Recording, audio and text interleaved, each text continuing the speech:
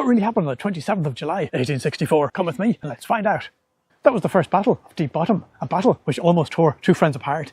Corporal Gravel Hill and his best friend, my great-grandfather Shenandoah Delaney, were in love with a girl called Strawberry Fields, the daughter of Whiffley Fields, who organised all the garden shows around Richmond, Virginia. But Whiffley thought his daughter could do better than a couple of corporals, so he was going to raffle her off at the next garden party for her 21st birthday. And to make sure they didn't cause any trouble, he sent Gravel and Delaney off to lay a bridge for his butler. He thought they were vulgar.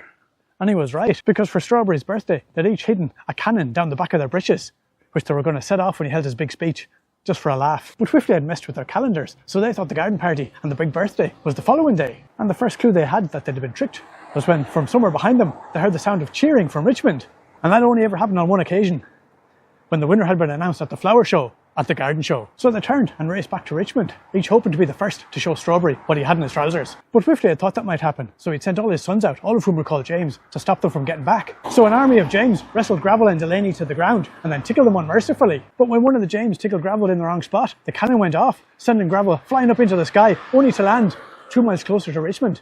And when Delaney saw that, he set off his cannon, and he went flying up into the air and landed 2 miles ahead of Gravel. Gravel reloaded and shot his cannon again. So did Delaney. Then Gravel. Then Delaney. Gravel. Delaney. Their race had become a bitter battle to be the first back to see Strawberry, and there wasn't a minute to lose.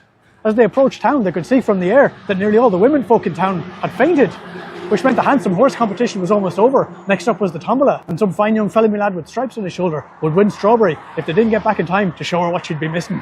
But then, disaster struck. The two boys had been closing in on each other, and now they tried to set off their cannons standing right beside each other, and the force of the two explosions sort of cancelled each other out in the worst possible way. The cannons in the backs of their breeches went straight up, but the two boys stayed exactly where they were, leaving them no choice but to limp back to Richmond with their cannons lodged inside and their behinds smoking like two chickens under heavy fire. Well, there was no way they could marry Strawberry in that condition. Instead, they became respected members of Richmond's rearguard army, an elite unit of men who'd had terrible misfortunes only to make the best of them. And they went on to fight battle after battle after battle.